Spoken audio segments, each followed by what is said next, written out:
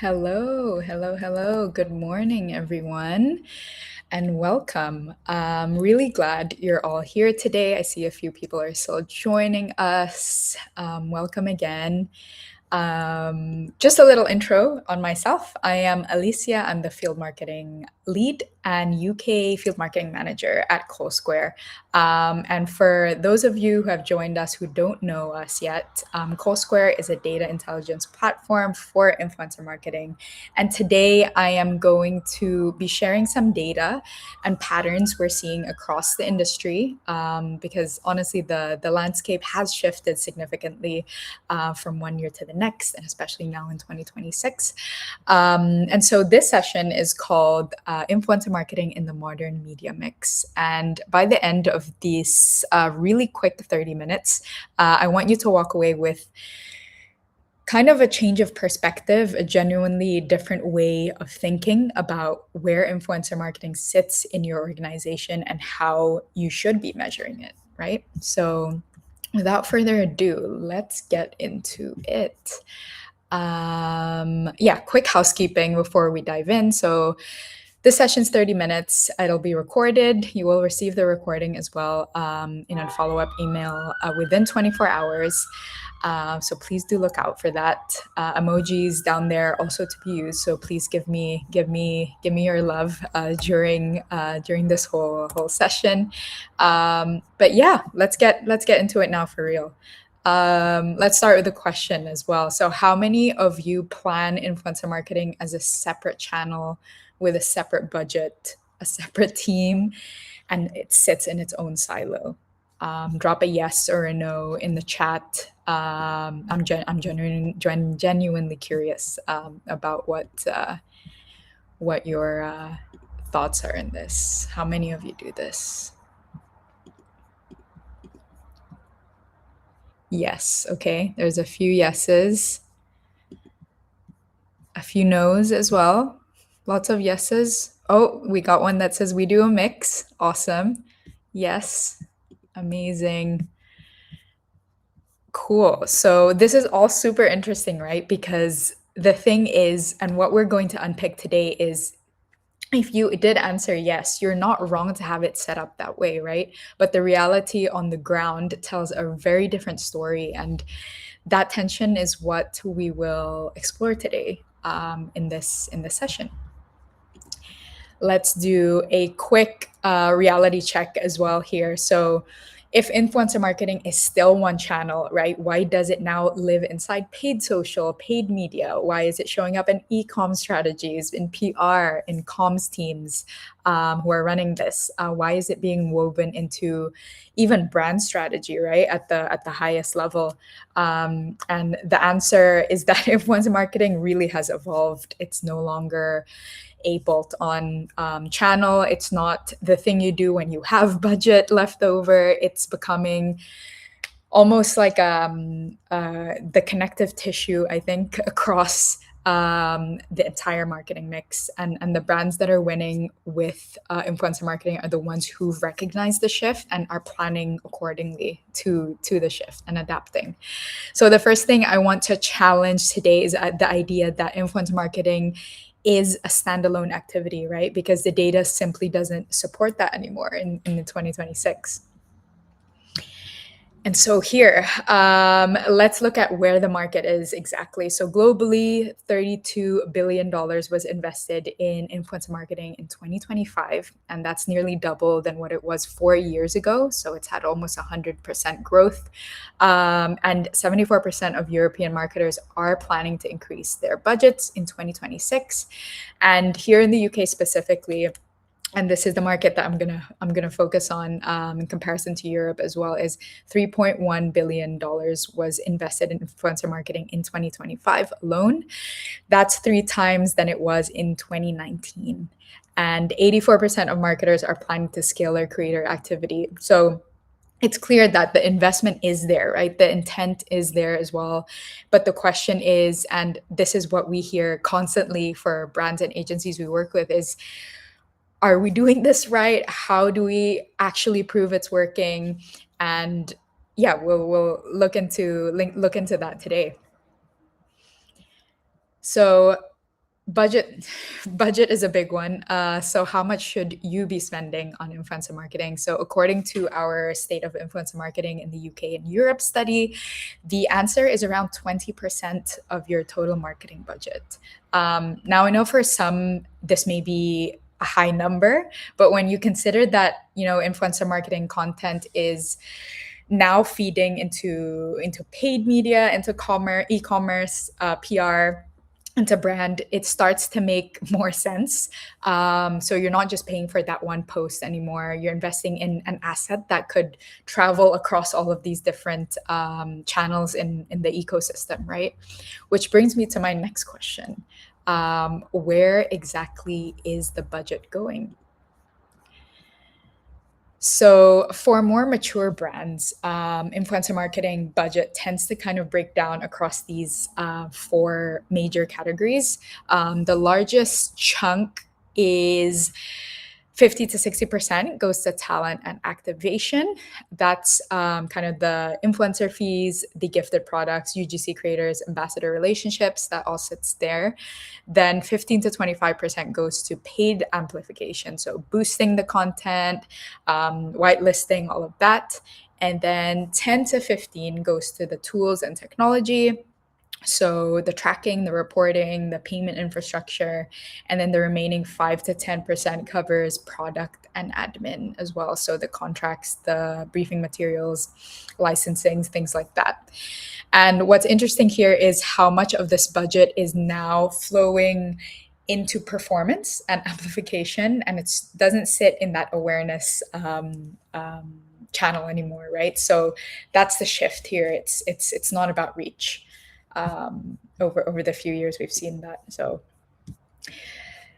yeah, speaking of what we've seen, so at Call Square we have a really unique vantage point on this. Our platform, well, through it, we've indexed millions of creators and analyzed over 150,000 campaigns in the past year. So across paid, affiliate, UGC, and commerce. And that scale kind of lets us see a lot of patterns that you can't really get from one campaign or one market, right? And so we're seeing is the most successful campaigns are the ones that treat influencer marketing as an integrated discipline, and I'll share some of that with you now.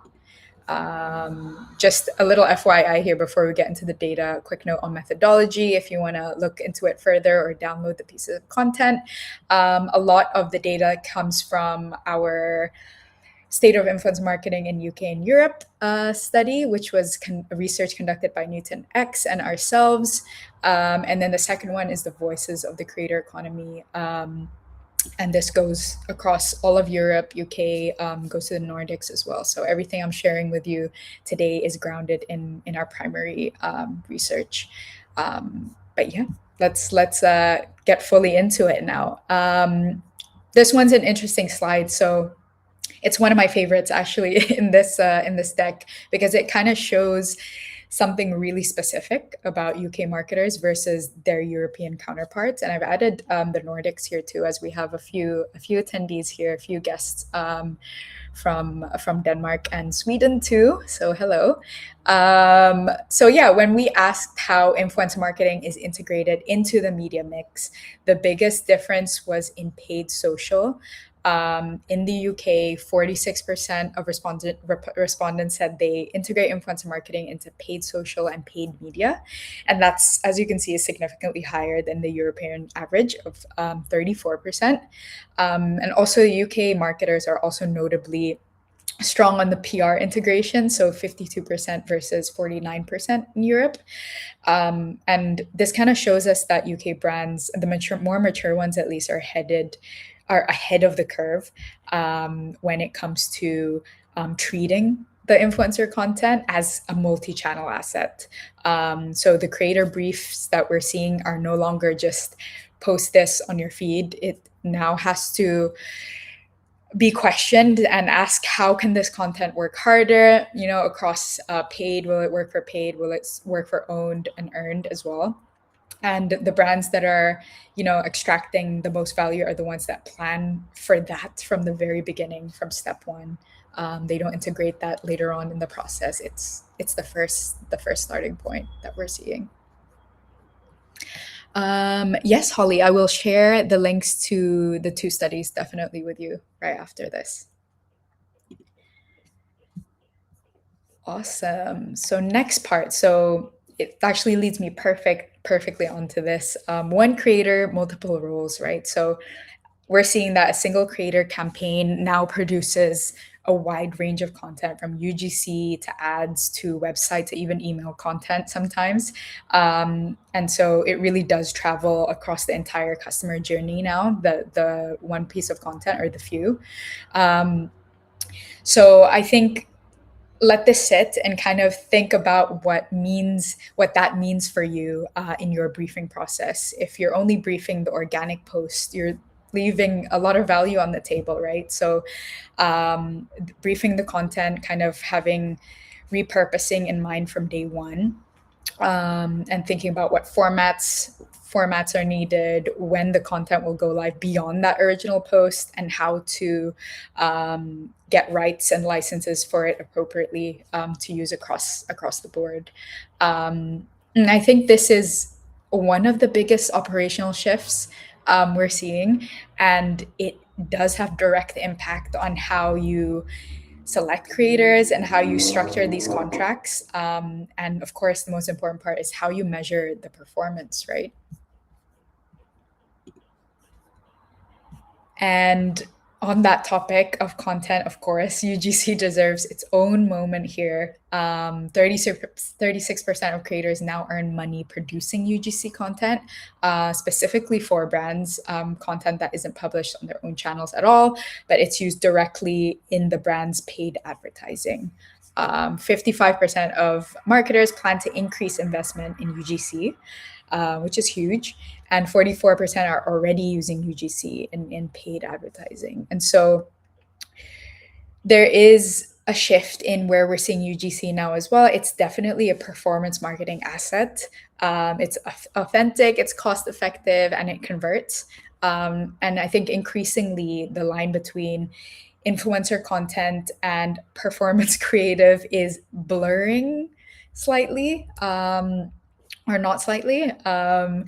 So if your kind of paid team and your influencer team aren't talking to each other, this is your sign to change that.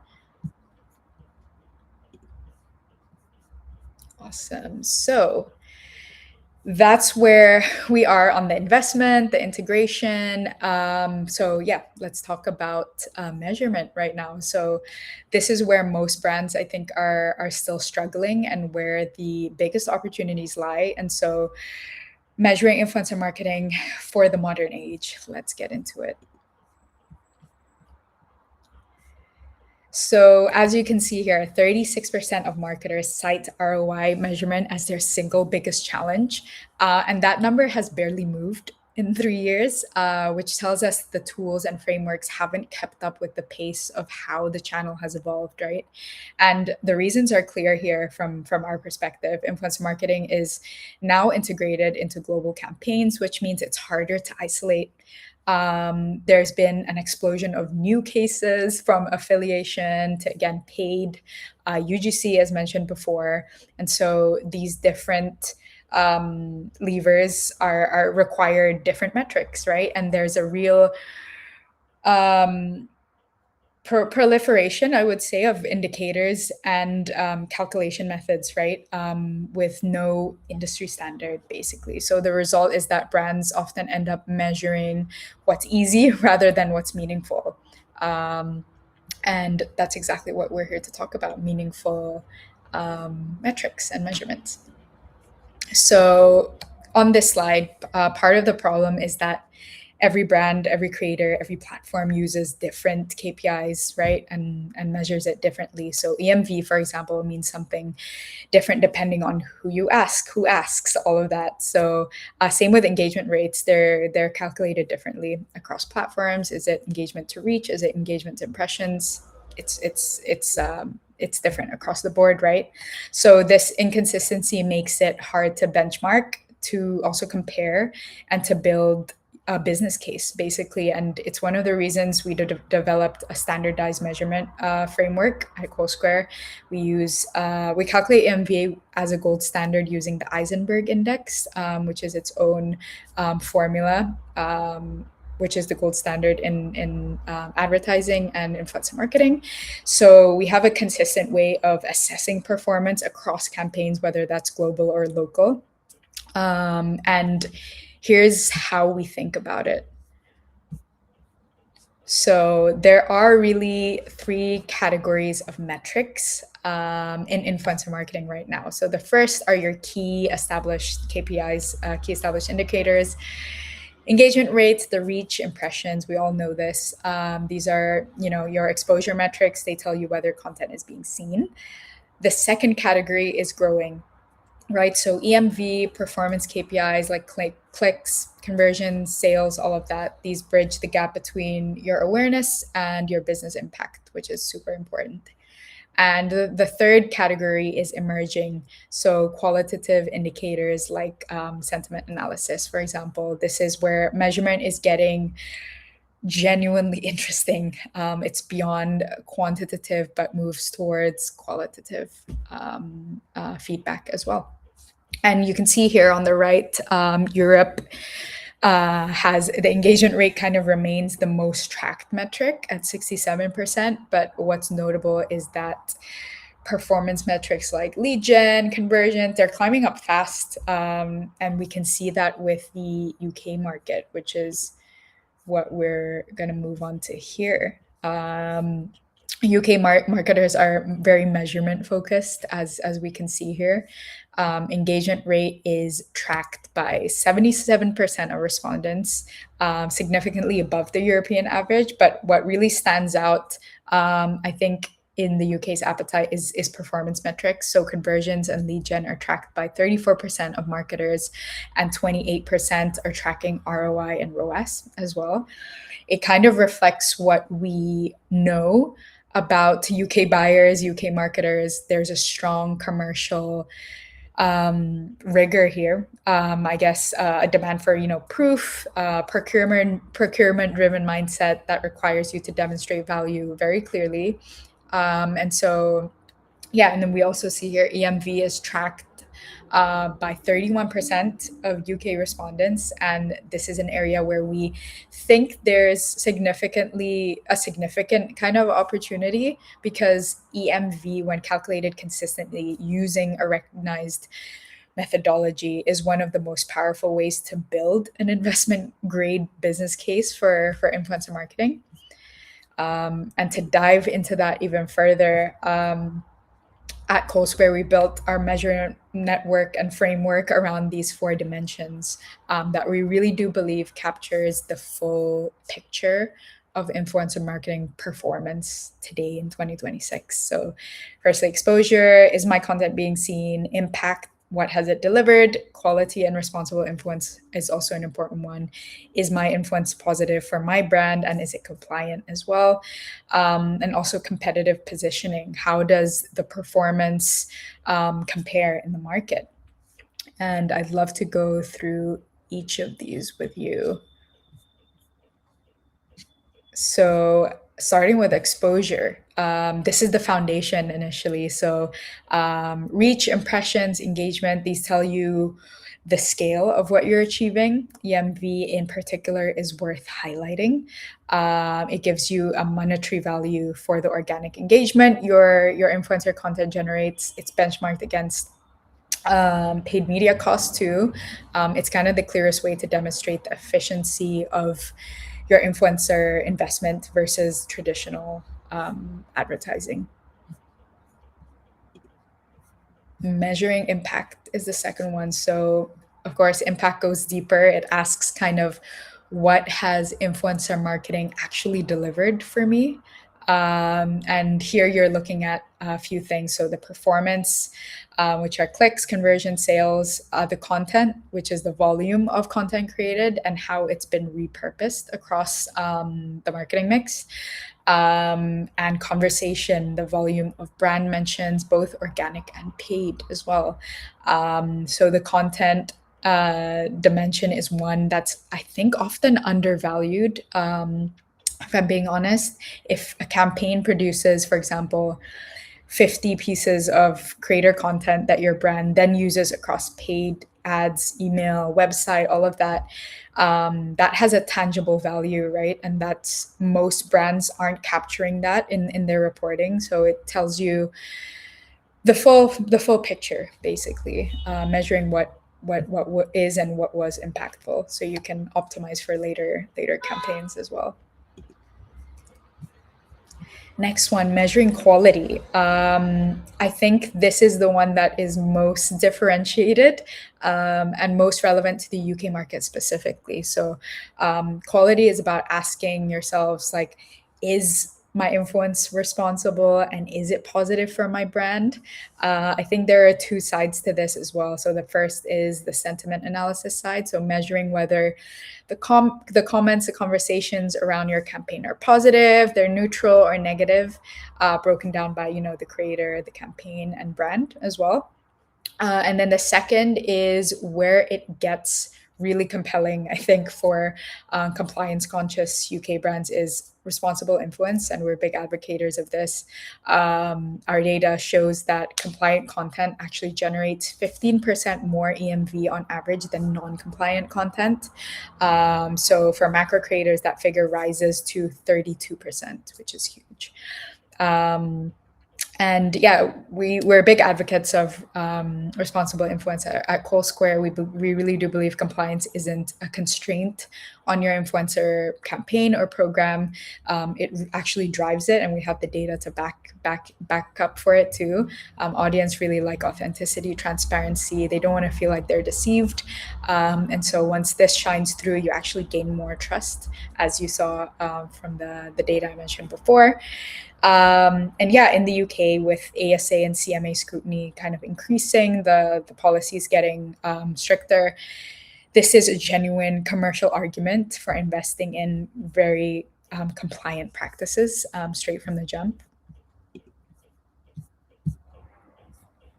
And lastly, measuring competitive positioning. So this is the fourth dimension we talk about, and this is where data intelligence really comes into its own, right? So this is about benchmarking your performance against your sector, your competitors, and also market trends. So looking at your share of voice, the volume of brand mentions, the sentiment versus competitors as well.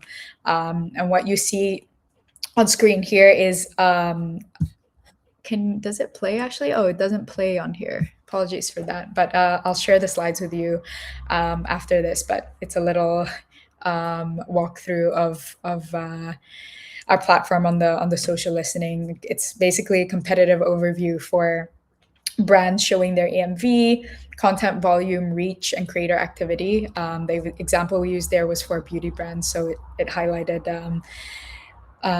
different beauty brands and where they stand in a competitive dashboard in real time as well, which is awesome. And so this kind of data and intelligence really transforms influencer marketing from a creative exercise to a strategic one.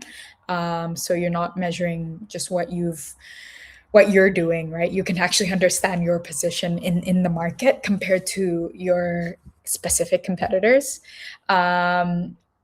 And actually, because you're live with us here today, I want to offer you something we're not making available anywhere else. If you'd like 1 week of free access to this competitive intelligence tool, so you can actually see exactly how your brand stacks up against your competitors, just tag me in the chat right now, and we'll be in touch to get you set up. So please comment me on the chat should you wish to have that. Again, this is exclusively live for live attendees. It won't be in the recording or anything like that. It will be a follow-up between you and I, so I can set that up for you. So please give me a shout should you want that. Awesome. Next part is the closing reflection. So we've whizzed through everything in a nice tight 25 minutes today. So I want to bring us back to where we started actually at the beginning of this session. I asked how many of you plan influencer marketing as a separate channel with a separate budget and separate team? And I want to ask you that question again because I hope that in the last 25 minutes, the answer feels a little more complicated than it did before. So influencer marketing, again, is not just one channel. It's a discipline that touches earned, owned performance, and the brands that treat it that way, the ones that integrate it, measure it properly across all these four dimensions, and use the data to actually drive decisions are the ones really pulling ahead, and you can see that from the data. And so let me share this last slide with you. Thank you for all of the me's in the chat, by the way. I'll be in touch with you ASAP.